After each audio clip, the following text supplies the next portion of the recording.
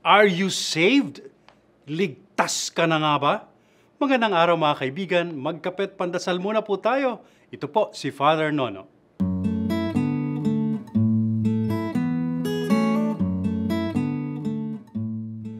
Tanong po yan sa akin ng isang kaibigan na mula sa ibang sekta. Di niya raw po kasi nagustuhan ang kamakailang sinabi ni Pope Francis na anuman ang reliyon mo, iisa ang Diyos natin at kung magiging mabuti kang tao, maliligtas ka.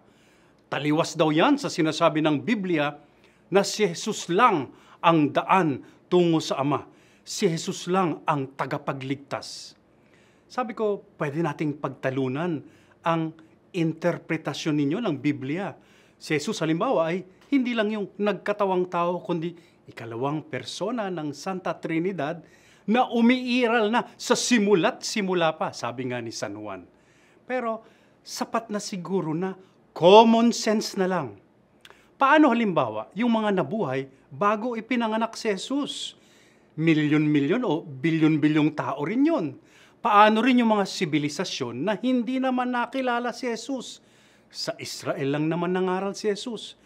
Kasalanan ba ng mga ito na hindi nila nakilala si Jesus?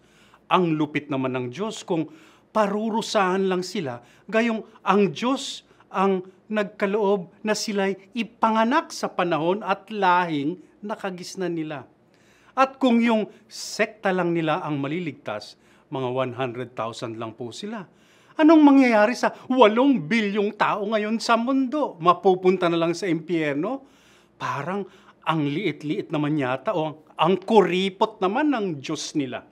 Mas marami pang mahal yung kapitbahay namin. Sa totoo po, gaya mismo ng sabi ni Jesus, ang kalooban ng kanyang Ama ay walang mawala, isa man sa atin. At dagdag din ni San Pablo, yun nga ang hangad ng Diyos, the desire of God, na ang lahat ay maligtas. Ang Diyos natin kasi ay Diyos ng pag-ibig. Hindi niya tayo nilika para subukin, kundi mahalin. Sa kabila pa man ng ating mga pagkukulang. Ikaw kaibigan, gaano nga ba kalaki o kaliit ang Diyos mo? Amen.